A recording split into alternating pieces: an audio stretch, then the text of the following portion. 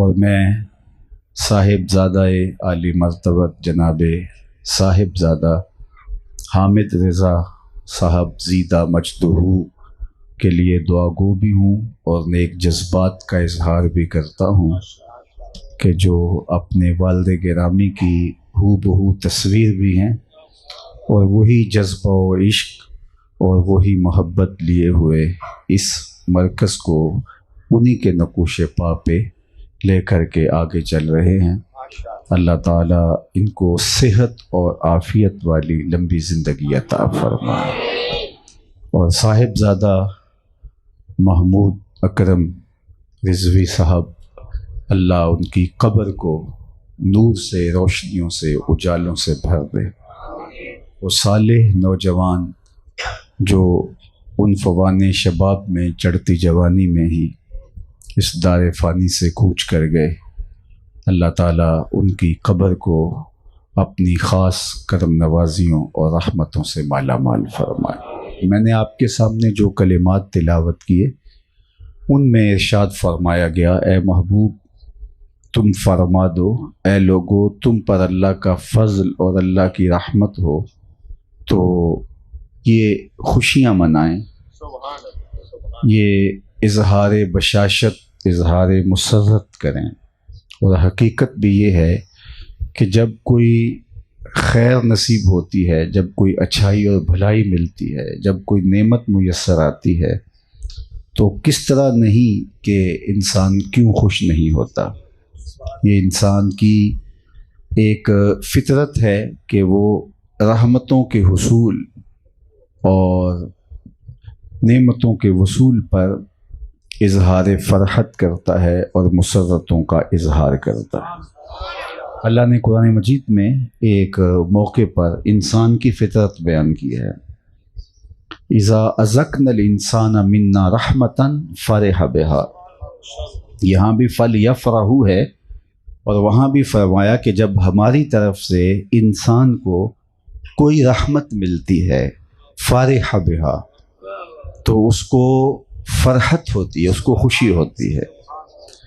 یہاں تو اہل ایمان کو حکم دیا گیا ہے نا، قل بفضل اللہ وبرحمتہ فبذلک فلیفرحوا، یہاں تو حکم نامہ اہل ایمان کو دیا گیا ہے، لیکن وہاں انسانی فطرت کو بیان کیا گیا ہے کہ جو انسان ہوگا اس کو جب فرحت ملے گی، خوشی ملے گی تو وہ یقیناً اظہار فرحت کرے گا۔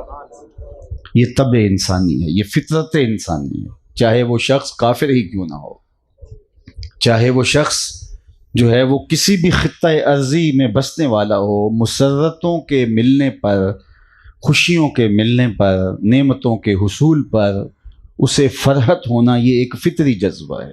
ایک چھوٹے سے بچے کی آپ پیار سے گال سہلائیں، اس کو پھول دیں تو وہ خوش ہوگا، اس کو گھور کر دیکھیں گے تو وہ رونے لگ جائے گا، لیکن اگر آپ اس کی گال سہلائیں تو وہ رونے لگ جائے، اس کو گھور کے دیکھیں تو وہ خوش ہو جائے، تو پھر ہم سمجھیں گے اس کا توازن عقلی ٹھیک نہیں ہے۔ کیونکہ فطرت انسانی یہ ہے کہ اس کو نعمت کے ملنے پر خوشی ہونی چاہیے تھی، لیکن اس کا معاملہ الٹ ہے کہ نعمت کے ملنے پر اسے فرحت کی بجائے غصہ آ رہا ہے، اور دوسری صورت میں اس پر خوشی اور مسرت کے آثار نہ ہویدہ ہوئے تو ہم کہا کہ اس کو ڈاکٹر کے پاس لے جاؤ، اس لیے کہ اس کا ذہنی توازن ٹھیک نہیں ہے۔ تو اگر بچہ مسرت کا، بشاشت کا اظہار نہیں کرتا تو ماں باپ فکر مند ہو جاتے ہیں کہ اس کا ذہنی توازن ٹھیک نہیں ہے۔ تو حضور کے آنے پہ اگر کوئی خوش نہیں ہے تو ہمیں فکر ہوتی ہے کہ اس کا، تو ہمیں فکر ہو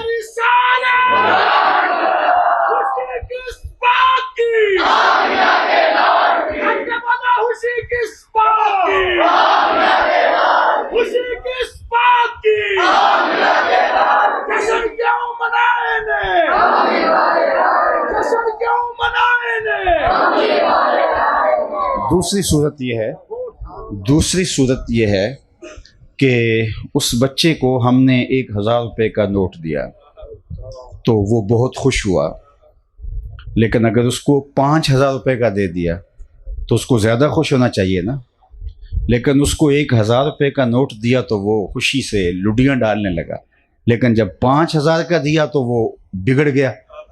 تو ہم کہیں گے بیچارے کو 1,000 کا پتہ ہے، 5,000 کا پتہ ہے، اس کو یہ پتہ ہے کہ 1,000 روپیہ قدر و قیمت رکھتا ہے، لیکن اس کو 5,000 کی قدر و قیمت کا نہیں پتہ۔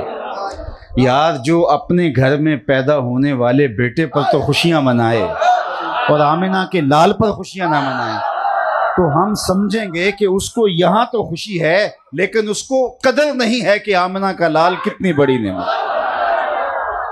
تو یہ فرحت، یہ خوشی، یہ مسرت، یہ ایک فطری جذبہ ہے، اور یہ نصیب ہوگا اس کو کہ جس کی فطرت بیدار ہوگی۔ حضور کی آمد پر جسے خوشی نہیں ہے، مسلمان ہونا تو دور کی بات ہے، وہ انسان بھی نہیں ہے، وہ اچھا انسان بھی نہیں ہے، اس کا توازن عقلی درست نہیں ہے۔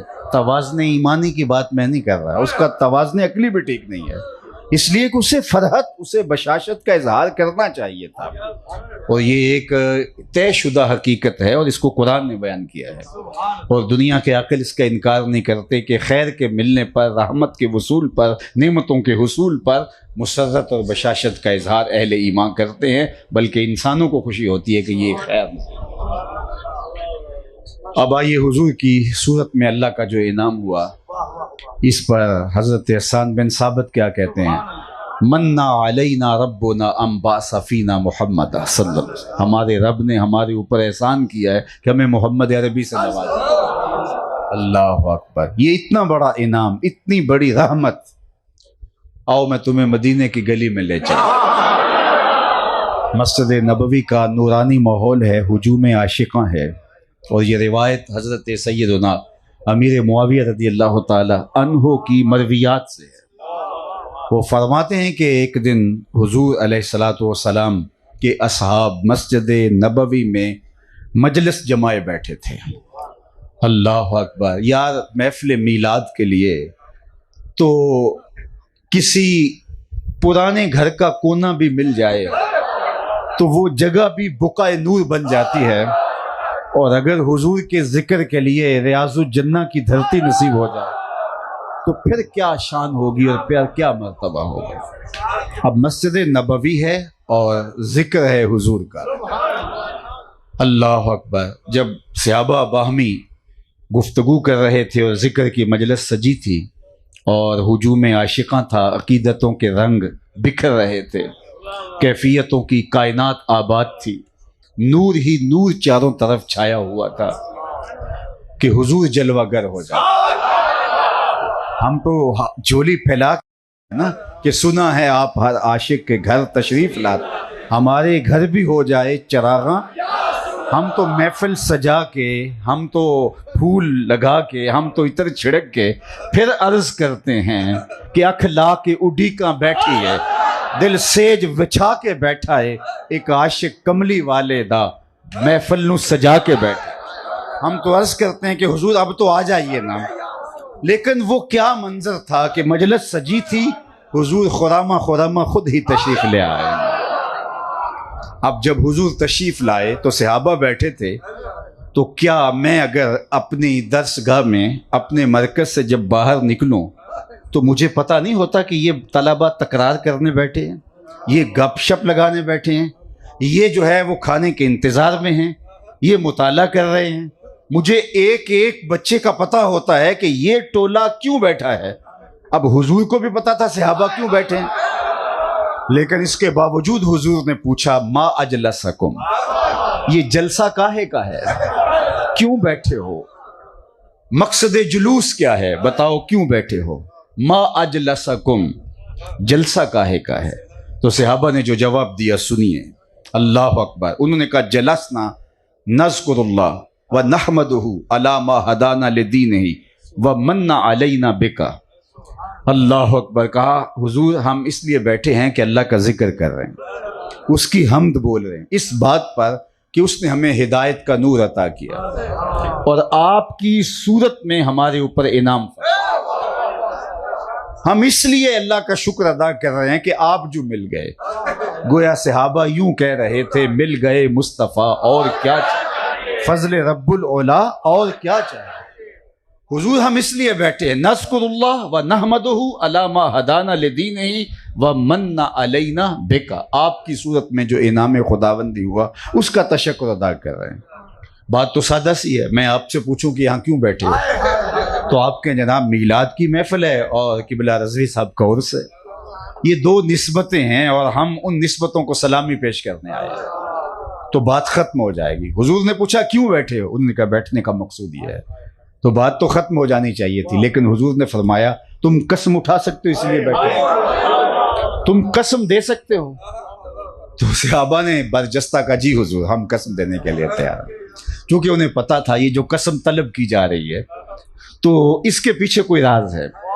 عمومی طور پہ قسم اس وقت لی جاتی ہے کہ جب تردد پایا جا رہا ہو تو تردد کو دور کرنے کے لیے رفع تردد کے لیے قسم لی جاتی ہے. اور یہاں تو کوئی تردد نہیں. صحابہ نے کہا ہم اس لیے بیٹھے اور وہ اس لیے پہلے بھی بیٹھتے تھے تو اس میں کوئی شک تو نہیں تھا. اللہ اکبر. کہا میں تم سے قسم لینا چاہوں تو اس بات پر کہ تم اسی کام کے لیے بیٹھے ہو، تمہارا مقصود اور نہیں ہے، قسم دے سکتے ہو؟ انہوں نے کہا جی حضور ہم قسم دیتے ہیں. تو حضور نے فرمایا پھر اٹھاؤ قسم. صحابہ نے باقاعدہ حلف اٹھایا، باقاعدہ حلف دیا. جب وہ حلف اٹھا چکے تو صحابہ کے ذہنوں میں سوال تو تھا اور وہ پوچھنا تو چاہ رہے تھے کہ یہ سادہ سی بات تھی آپ نے قسم کیوں لی، لیکن پوچھ نہیں رہے تھے. تو حضور نے خود ہی فرمایا صحابہ ابھی ابھی میں نے آپ سے جو قسم لی وہ کسی شک کی بنیاد پر نہیں تھی، تمہارے عمل پر کسی تردد نہیں تھا، تمہارے قول کی صداقت پر مجھے کوئی شک نہیں تھا، لیکن قسم لینے کا مقصد کچھ اور تھا. اور وہ کیا کہ تم یہاں بیٹھ کے اللہ کا ذکر کر رہے تھے اور اس نعمت پر شکرانہ ادا کر رہے تھے. میں حجرے میں تھا، اتانی جبریل علیہ السلام، میرے پاس جبریل امین حاضر خدمت ہوئے، فاخبرنی ان اللہ یباہی بکم الملائکہ، اور انہوں نے کہا محبوب آپ یہاں بیٹھے باہر تو نکل کے بیٹھے. صحابہ کے اس عمل پر اللہ فرشتوں میں ناز کر رہا ہے. ان اللہ یباہی، اللہ فخر کر رہا ہے کس بات پر کہ تم بیٹھ کے اس نعمت کا شکر ادا کر رہے ہو. خدا فرشتوں کو کہہ رہا ہے دیکھو میں نے نعمت دی کیسے قدردان نکلے. اللہ اکبر. اللہ کی رحمتوں سے بعید نہیں کہ اللہ آج بھی فرشتوں سے کہے کہ دیکھو صدیاں بیت گئی اور یہ آج بھی بیٹھ کے اس نعمت کا شکرانہ ادا کرے. باقی جہاں تک اس نعمت کے شکرانے کے حق ادا کرنے کی بات ہے، یہ ایک شام کی محفل میلاد کیا ساری زندگی حضور کے نام پہ لگا دے حق کے شکر پھر بھی ادا. میں تو کہا کرتا ہوں ہمارے بدن پہ اتنے بال نہیں ہیں جتنے رسول اللہ کے احسانات ہیں. ہمارا بال بال قرض رسالت میں جکڑا ہوا ہے. خدا شناسی تو بڑی دور کی بات ہے، ہم خود شناس بھی نہ ہوتے اگر حضور علیہ السلام نہ آتے. ہماری اپنے آپ سے ملاقات بھی تب ہوئی جب حضور آئے صلی اللہ علیہ وسلم. مجھے بتاؤ اشرف المخلوقات ہونے کے باوصف وَلَقَدْ كَرَّمْنَا بنی آدم کا تاج سر پہ انسان کے رکھا گیا، اس کے باوجود یہ انسان پتھروں کو، درختوں کو، حشرات الارض کو، چوپایوں کو، مٹی کے مادوں کو، لکڑی کے اوثان کو اور اصنام کو اپنا معبود نہیں سمجھتا تھا. انسان کی تاریخ تو اتنی شرمناک ہے کہ مچھلی پکڑنے کے لیے جو کانٹے کے ساتھ کیچوا لگایا جاتا ہے ایک زمانے میں یہ بھی انسان کا معبود ہے. سانپوں کو، بچھوؤں کو، حشرات الارض کو، اجرام فلکیہ کو، مظاہر فطرت کو، چلتے پانیوں کو، جلتی آگ کو اور رواں ہواؤں کو اس نے اپنا معبود سمجھا. اس نے اپنی پیشانی کا تقدس کہاں کہاں پامال نہیں کیا. یہ تو حضور علیہ السلام آئے اور انہوں نے بتایا میاں یہ تیرے معبود نہیں ہے، تیری دہلیز کے نوکر ہیں. چاند اور سورج کو پوچھتا ہے، یہ دیکھ انگلی اٹھتی اور چاند ٹکڑے ہو کے قدموں میں آتا. سورج کو پوچھتا ہے، یہ دیکھ اشارہ ہوتا اور بھاگتا ہوا عصر کے وقت پہ آتا. درختوں کو پوچھتا ہے، جا میں نہیں تو ہی کہہ دے تمہیں اللہ کا رسول بلا رہا. اب انسان کو پتا چلا کہ جن کے پیچھے میں بھاگ رہا تھا وہ تو میرے گرد گھوم رہے ہیں. اے تماشا گاہے عالم روئے تو کجا بہرے تماشا می روی. دنیا تجھے ڈھونڈنے نکلی ہے، تو کس کی تلاش میں نکلا ہے؟ وَالَّذِي خَلَقَ لَكُم مَّا فِي الْأَرْضِ جَمِيعًا. سب کچھ انسان کی خدمت نوکری کے لیے بنایا گیا۔ اب اسے سمجھ آئی کہ یہ درخت تو مجھے چھاؤں دینے کے لیے، آکسیجن فراہم کرنے کے لیے، پھل دینے کے لیے بنائے گئے، میرے ایندھن کے کام آنے کے لیے بنائے گئے، میں ان کو پوج رہا ہوں۔ یہ اجرام پھل کیا میری راہوں میں روشنی اجالنے کے لیے، میرے ذوق نظارہ کی تسکین کے لیے پیدا کیے گئے۔ یہ جانور سواری کے لیے، بار برداری کے لیے، غذائی ضرورت کے لیے پیدا کیے گئے، میں ان کو اپنا معبود سمجھ رہا ہوں۔ اب اس کی آنکھ کھلی، جب آنکھ کھلی تو پھر اس کا لہجہ ہی بدل گیا۔ اب اس کا بدلا ہوا لہجہ دیکھیے، اس کی ٹون ہی تبدیل ہو گئی۔ وہ جو پتھروں کو، مٹی کے مادوؤں کو، آٹے کے تراشے ہوئے بتوں کو اپنا معبود سمجھتا تھا، اب وہ بولتا ہے فرشتہ کہنے سے میری توقیر گھٹتی ہے، میں مسجود ملائک ہوں، مجھے انسان رہنے دو۔ خبردار، مجھے فرشتہ بھی کہا، فرشتوں کی پیشانی تو میرے باپ کے آگے جھکی ہے۔ اب اسے سمجھ آئی میں کون ہوں۔ اب وہ بولتا ہے ستاروں سے آگے جہاں اور بھی۔ اب وہ کہتا ہے کانپتا ہے دل تیرا اندیشہ طوفان سے کیا، نا خدا تو، بحر تو، کشتی بھی تو، ساحل بھی تو، دیکھ آ کر کوچائے چاکے گریباں میں کبھی، کیس تو، لیلا بھی تو، صحرا بھی تو، محمل بھی تو، وائے ناکامی کہ تو محتاج ساکی ہو گیا، میں بھی تو، مینا بھی تو، مستی بھی تو، حاصل بھی تو، آہ کس کی جستجو آوارہ رکھتی ہے تجھے، راہ تو، رہرو بھی تو، رہبر بھی تو، منزل بھی تو، بے خبر تو، جوہر آئینہ ایام ہے، تو زمانے میں خدا کا آخری پیغام۔ اس کی ملاقات ہی تب ہوئی اپنے آپ سے جب حضور کی دہلیز پہ آیا، جب حضور علیہ السلام کی چوکھٹ پہ آیا۔ اللہ اکبر۔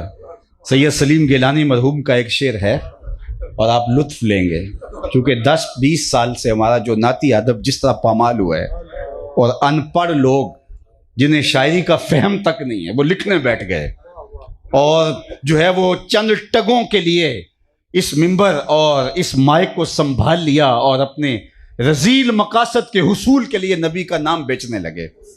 تو پھر یہ ہوا کہ بٹن تاں کر دیتے، بٹن ٹھاں کر دیتے، نکی جی ہاں کر دے، یہ نعت بازاری لفظ نعت کے اندر مندرج کر دیے گئے۔ زباں ہو محو توصیف و ثنا تو نعت کہتا ہوں، بنے جب دھڑکنے صلی اللہ تو نعت کہتا ہوں۔ نعت کوئی معمولی بات ہے؟ لے سانس بھی آہستہ کے دربار نبی۔ عرفی نے کہا تھا، عرفی مشتاب رہے نعت است نہ صحرا۔ دوڑنا نہیں ہے، یہ کوئی صحرا نہیں ہے کہ منہ اٹھا کے چل پڑو، یہاں قدم قدم پہ احتیاط ہے۔ آؤ میں تمہیں تمہارے امام کی کہانی سناؤں۔ بریلی کے تاجدار جب حضور کی چوکھٹ پہ حاضر ہوتے ہیں تو ایک شاعر مسجد نبوی میں حضور کے روضہ نور کے ساتھ کھجور کے 2 درخت دیکھ کر کے تخیل باندھتا ہے۔ کب ہیں درخت گنبد شہ والا کے سامنے، مجنو کھڑے ہیں خیمہ لیلا کے سامنے۔ لوگوں نے کہا کمال کا تخیل باندھا۔ اعلی حضرت عظیم البرکت امام اہل سنت موجود تھے وہاں، تو کسی نے جا کے کہا حضرت کیا کمال کا تخیل باندھا؟ کہا کیا کہا؟ تو جب شعر سنایا تو ان کی رگے غیرت پھڑکنے لگے اور کہا بلاؤ شاعر کو۔ بلایا گیا، اس نے کہا کہ شاید داد ملے گی، لیکن اعلی حضرت عظیم البرکت فرمانے لگے کہ تیری یہ جرت کہ میرے رسول کے روزے کو لیلا کے خیمے سے کیا اوقات ہے لیلا کے خیمے کی؟ تھر تھر کانپنے لگا کہ حضرت توجہ نہیں گئی۔ اللہ اکبر، اصلاح فرما دیے۔ کہا پہلا مصرع ٹھیک ہے، دوسرے مصرع میں اصلاح لے لو۔ اس نے کہا جناب ارشاد کیجئے۔ کہا تو نے کہا تھا کب ہیں درخت گنبد شہ والا کے سامنے، مجنو کھڑے ہیں خیمہ لیلا کے سامنے، لیکن اب اس کو یوں پڑھو، کب ہیں درخت گنبد شہ والا کے سامنے، قدسی کھڑے ہیں عرش معلا کے سامنے۔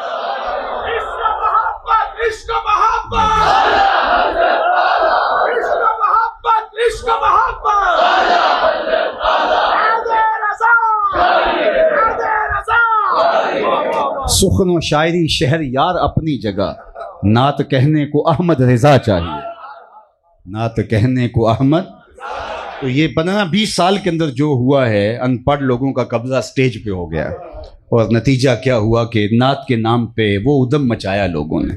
لیکن یہاں شعر کا حسن دیکھیے، اور پھر میری پچھلی ساری گفتگو کو اس ایک شعر کے پیکر میں آپ سمٹا ہوا دیکھ سکتے ہیں۔ لہو خورشید کا ٹپکے اگر ذرے کا جگر چیرے، یہی تو کمال ہوتا ہے شعر کا۔ اللہ اکبر، بہت بڑی کہانی کو 2 لفظوں میں سمو دینا، یہی تو فن ہے۔ اب کیا سید سلیم گیلانی مرحوم نے کہا، سنو، انہوں نے کہا نہ خرد کی روشنی تھی، نہ جنوں کی آگہی تھی، نہ خرد کی روشنی تھی نہ جنوں کی آگہی تھی، تیری رہبری سے پہلے یہ جہاں جہاں نہیں تھا، تیرے آستان سے پہلے کوئی آستان نہیں تھا، میں وہ زمین تھی جس کا کوئی آسمان نہیں تھا۔ ورنہ یہ تقدس ماں پیشانی آج بھی رول رہی ہوتی اگر آقا کریم تشریف نہ لاتے، اور جن کو آج بھی حضور کا در نہیں ملا وہ آج بھی ظلمتوں میں۔ یہ بالکل آپ کی ہمسائیگی میں انڈیا بستا ہے، پی ایچ ڈی ڈاکٹر ہے اور بت کے آگے ہاتھ جوڑے کھڑا ہے، جو اپنے بدن پہ بیٹھی مکھی اڑا نہ سکے وہ اس کی ضرورت کیا پوری کرے گا، لیکن ڈگری دیکھیے کتنی بھاری بھرکم، اور ہاتھ جوڑے کھڑا ہے۔ M B B S doctor ہے اور گائے کے پیشاب کو تبرک سمجھ کے چسکیاں لے کے پی رہا ہے۔ اس کی طب نہیں بتاتی کہ اس میں کتنا تعفن ہے، اس کی طبع میں کوئی نفاست، بو سے اس کا دماغ پھٹے، لیکن اس کو چسکیاں لے کے پی رہا ہے۔ دوسری جانب آپ سب جانتے ہیں میں ایک دیہات کا رہنے والا ہوں، میں نے اپنی مسجد کی ٹوٹیوں پر ایک بچے کو دیکھا کہ جو اپنے پائنچے کو مل مل کے دھو رہا تھا، تو پانی کچھ زیادہ کھولا تھا، تو میں نے جھڑکنے کے لہجے میں کہا کہ تو نے اتنا زیادہ پانی کھول رکھا ہے؟ تو لجاجت بھرے لہجے میں مجھے جواب دیتا، حضرت میں گلی سے گزر رہا تھا، کسی جانور کے پیشاب کا چھینٹا میرے پانچے پہ پڑ گیا اور میں سکول جا رہا ہوں۔ وہ کوئی درس نظامی کا فارغ التحصیل نہیں تھا جس کو نجاست غلیظہ اور خفیفہ کے حکام آتے ہیں، وہ دوسری یا تیسری کلاس کا ایک طالب علم اور سکول کا طالب علم۔ میں سوچ میں ڈوب گیا کہ اس ڈاکٹر کو تو سمجھ نہیں آیا جو چسکیاں لے کے پی رہے، اور یہ 8 سال کا بچہ پانچے کے اوپر پیشاب کے پڑے ہوئے غیر مری چینٹے بھی گوارا نہیں کرتا۔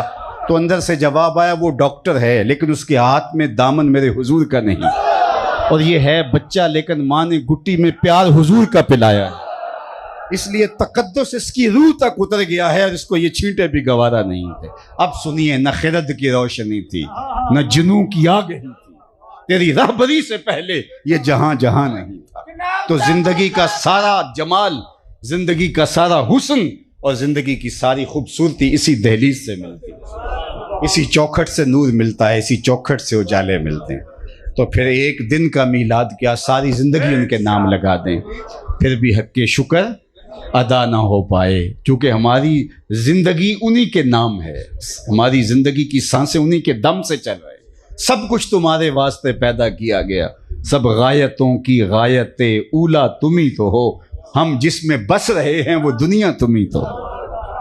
سارا فیض، سارا نور، ساری روشنیاں، سارے اجالے اسی چوکھٹ سے پھوٹتے ہیں، اور اگر وہ در نصیب نہ ہوتا تو آج بھی ظلمتوں کے مارے ہوئے انسان کہاں جا کے کس گڑھے میں گرتے۔ میں تو کہتا ہوں دنیا کے اوپر، چاہے وہ کفر کا عالم ہے یا عالم اسلام ہے، جہاں بھی آپ کو روشنی، اجالا، نور، نکھت، خیر، برکت نظر آتی ہے وہ حضور کے قدموں سے پھوٹی ہوئی ہے۔ آج جہاں بھی آپ کو کوئی اچھائی نظر آتی ہے تو وہ حضور کی دین ہے صلی اللہ علیہ وسلم۔ اگر وہ نہ آتے تو یہ دنیا ظلمت میں آج بھی اندھیروں میں غوطے کھا رہی ہوتی۔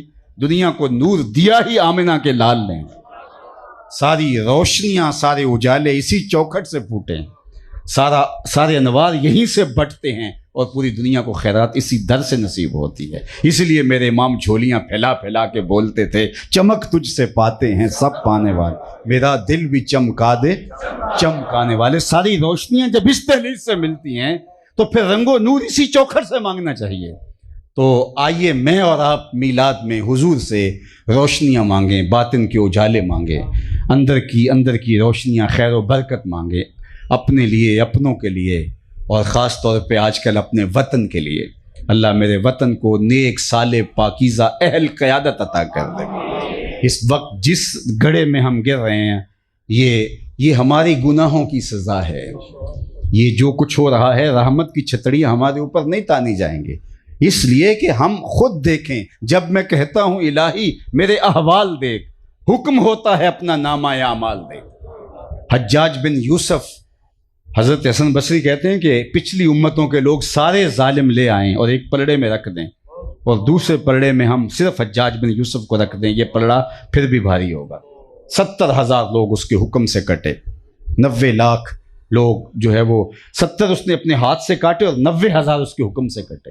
لیکن کسی نے جرأت کر لی، کہا تو نے دور فاروقی دیکھا ہے، اگرچہ وہ بچہ تھا، تو حضرت عمر جیسا انداز حکومت کیوں اختیار نہیں کرتا؟ کسی نے حجاج بن یوسف سے کہا کہ تو حضرت عمر جیسا انداز حکومت اختیار کیوں نہیں کرتا؟ اس نے 2 لفظوں میں جواب دیا، اللہ اکبر، وہ میرے لیے آپ کے لیے۔ اس نے کہا تبازروا اتعمر لکم، تم ابو ذر بنو میں عمر بن جاتا ہوں۔ جب رعایا ابو ذر غفاری جیسی ہوگی تو حکمران عمر جیسے ہوں گے، اور جب رعایا ہماری جیسی ہوگی، ہم سے جو بن پڑتا ہے وہ کرتے ہیں۔ ہر شخص اپنے اپنے حصے کا جرم ضرور کر رہا ہے۔ وہ کیا کسی نے کہا تھا گھر کی آگ بجھی تو کچھ سامان بچا تھا جلنے سے، سو وہ بھی ان کے ہاتھ لگا جو آگ بجھانے آئے تھے۔ آج ہمارے اوپر یہ جو ظالم لوگ مسلط کیے جاتے ہیں، یہ ہمارے گناہوں کی سزا ہوتے ہیں۔ اعمالکم اموالکم، ایک روایت میں تھا تمہارے اعمال ہی تمہارے اموال ہیں، جس طرح کے عمل ہوں گے اس طرح تمہارے اوپر جو ہے وہ لوگ مسلط کر دیے جائیں گے۔ تو آؤ میں اور آپ دیکھیں ہم کھڑے کہاں ہیں۔ اللہ نے قرآن مجید میں ایک مقام پہ ارشاد فرمایا کہ وہ اس بات پہ قادر ہے کہ تمہارے اوپر سے بھی عذاب بھیجے، تمہارے نیچے سے بھی۔ علماء تفسیر نے لکھا نیچے کے عذاب زلزلے ہیں، اوپر کا عذاب پتھروں کا برسنا ہے۔ لیکن حضرت عبداللہ ابن عباس رضی اللہ تعالیٰ عنہ رئیس المفسرین فرماتے ہیں نہیں، اوپر کا عذاب یہ ہے کہ حکمران نااہل ہوں، اور نیچے کا عذاب یہ ہے اولاد نافرمان ہوں۔ تو یہ اوپر اور نیچے کے عذاب میں ہم جکڑے ہوئے۔ تو آئیے اس میلاد کے موقع پہ حضور کی بارگاہ سے یہ طلب کریں کہ آپ روشنیاں بانٹتے ہیں اور سچی توبہ کے ذریعے سے حضور کی دہلیز پہ آئیں، اور کثرت درود و سلام کے ساتھ حضور کی رضا حاصل کر کے اللہ کی رضا کے دائرے میں داخل ہوں۔ اللہ تعالیٰ جل شانہ اپنی خاص عنایتوں کا حظ وافر دے، اپنی پناہوں کا حصار۔ میں آگے کہیں وعدہ نہ ہوتا تو ضرور مزید گفتگو کرتا۔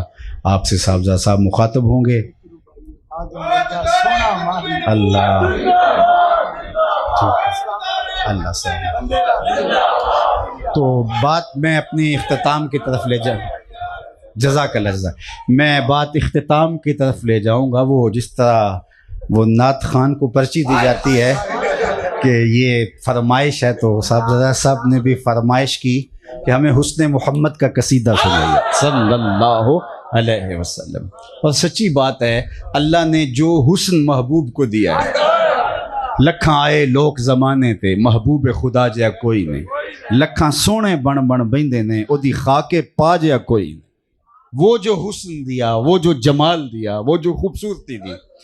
اب یہ عنوان تو ایسا ہے کہ اگر یہ بات چھڑ گئی تو وقت گزرتا چلا جائے گا۔ صرف ایک واقعہ حضور کے حسن کا آپ کے سامنے سنا کے امام زرقانی کے حوالے سے علیہ رحمہ اللہ، ان کی قبر پہ رحمت نازل ہو۔ یار ہمیں تو وہ اچھا لگتا ہے جس نے حضور کی مدح لکھی، اللہ، اور حضور کو بھی وہ کتنا اچھا لگتا ہے۔ ابھی کل میں گفتگو کر رہا تھا کہ امام نبہانی نے جب جواہر البحار لکھی، جواہر البحار فی فضائل النبی المختار، تو ان کی زوجہ محترمہ نے کہا کہ میرا شوہر حضور کی مدح لکھنے جا رہا ہے تو میں گھر کے امور پر اس کو پریشانی نہیں آنے دوں گی۔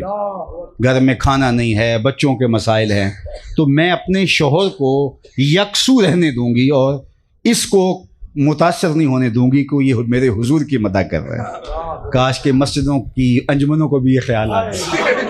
تو کہا کہ میں اپنے شوہر کو تکلیف نہیں آنے دوں گی۔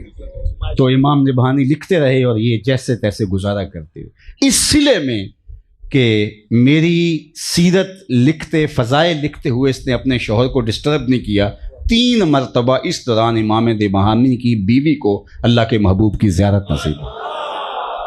تو وہ کتنے خوش نصیب لوگ ہیں جو حضور کی مدح لکھتے ہیں۔ تو امام زرقانی نے کتنا دل آویز واقعہ لکھا ہے کہ حضور ایک دن سیر کرتے ہوئے، اللہ اکبر، سیر کرتے کرتے مدینہ المنورہ سے باہر ایک چراگاہ میں تشریف لے گئے۔ اللہ اکبر، ایک چراگاہ میں حضور تشریف لے گئے تو وہاں ایک قافلے نے پڑاؤ کیا ہوا تھا اور ان کے اونٹ چل رہے تھے۔ ایک سرخ رنگ کا اونٹ حضور کو پسند تھا۔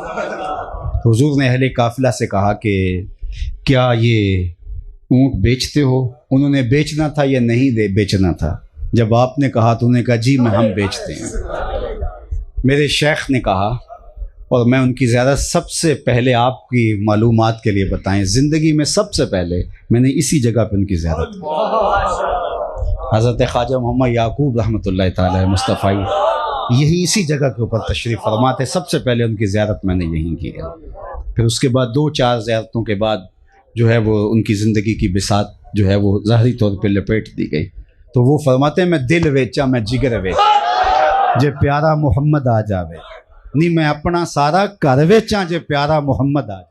انہوں نے کہا جی بیچتے ہیں. کتنے کا؟ کہا اتنے کا. سودا طے ہو گیا.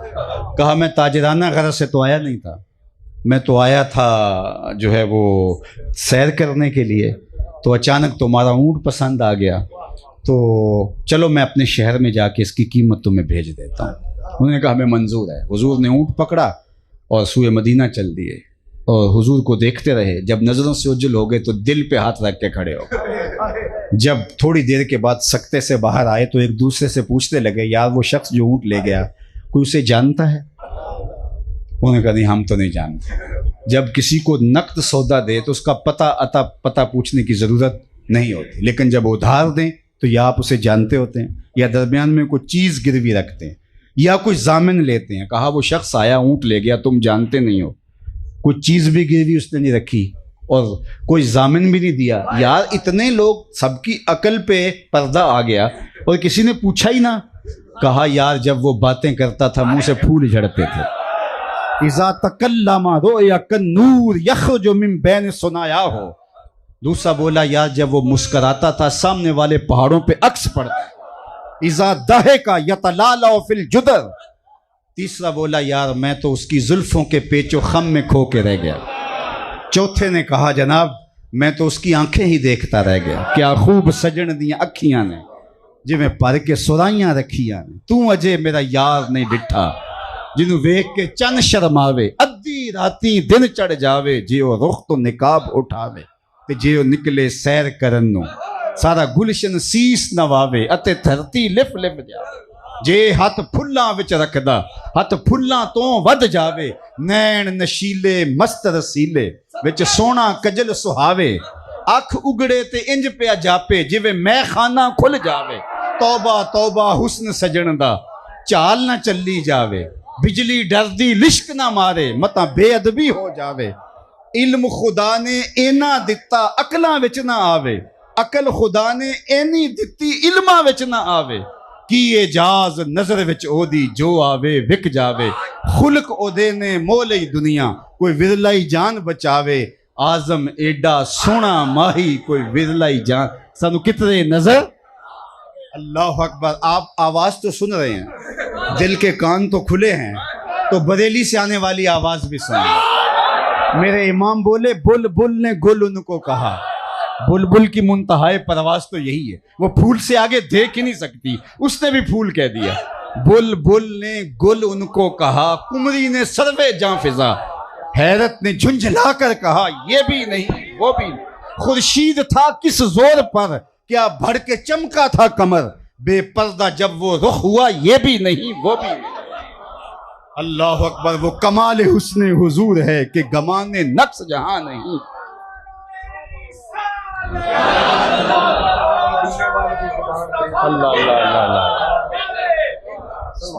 تو اللہ علیہ الصلوۃ والسلام کہا یار جزاک اللہ جزاک. زندہ باد زندہ باد زندہ باد. جی اب دیکھیے کہ کہا کہ یار تم سارے اس کے حسن میں کھو گئے اور اس کا پتہ بھی نہ پوچھا. اب وہ نہ لے کر کے آیا قیمت, تو ذمہ دار کون ہے؟ تو جب انہوں نے یہ بات کی نا تو اب تک قافلے کے سردار کی بیوی جو خاموش بیٹھی تھی اس نے پردہ سرکایا اور ان سے مخاطبت کرتے ہوئے کہا انا ضامنۃ لسامان جمالکم لا یغدر بکم. خبردار اس کے خلاف لب کھولے تو اگر وہ نہ آیا قیمت مجھ سے لے لینا, میں ضامنہ ہوں. انہوں نے کہا اچھا تو اسے جانتی ہے؟ کہا واللہ میں بھی نہیں جانتا. تو کہا پھر ضمانت کیسے دے رہی ہے؟ کہا جب تم سودا کر رہے تھے خیمے کی اوٹ سے چہرہ دیکھ, اور جس کا چہرہ اتنا سونا ہو وہ جھوٹ بول ہی نہیں سکتا. تھوڑے لمحے گزرے تھے کہ حضور کے غلام آ گئے اور آقا کریم کے غلاموں نے کہا کہ کون ہیں قافلے والے جن سے ہمارے آقا نے اونٹ خریدا؟ تو انہوں نے کہا جناب ہم ہیں. تو پہلے یہ بتاؤ وہ پیارا رہتا کہاں ہے؟ کہا کہ اپنی قیمت لے لو اور یہ تمہاری ضیافت کی کھجوریں حضور نے دیتی. کہا کیا قیمت لینی, ہم تو خود بک گئے. ہمیں بتاؤ وہ پیارا رہتا کہاں ہے؟ کہا وہ جو کھجوروں کے جھنڈ دکھائی دے رہے ہیں وہ نخلستان وہی ڈیرا ہے میرے محبوب۔ اس طارق کا نام امام زرقانی نے وفد طارق لکھا ہے، اس کا سربراہ کا نام طارق تھا۔ وہ سارا قبیلہ وہاں سے اٹھا اور حضور کے قدموں میں گیا، اور پھر حضور کے ہاتھوں میں ہاتھ دے کے تیری تک کے ادامہ میں مرید ہو گئے، غلام ہو گئے حضور کے۔ تو اللہ نے اپنے محبوب کا چہرہ ہی ایسا بنایا تھا، صلی اللہ وسلم، صلی اللہ علی نور، جامع علیہ رحمہ کا انداز دیکھیں، صلی اللہ علی نور، کہ وہ شد نور ہا پیدا، زمین از حب او ساکن، فلک در عشق او شیدا۔ اب ذرا حسن کا انداز ان کا بیان دیکھیے، دو چشم نرگسی نشرا کہ ما زاغل بصر خانند، دو چشم نرگسی نشرا کہ ما زاغل بصر خانند، دو زلف عنبری نشرا کہ واللیل اذا یغشا۔ کوئی مثل نہیں ڈھولن دی، چپ کر مہر علی اتھے جا نہیں بولن دی۔ وآخر دعوانا ان الحمدللہ۔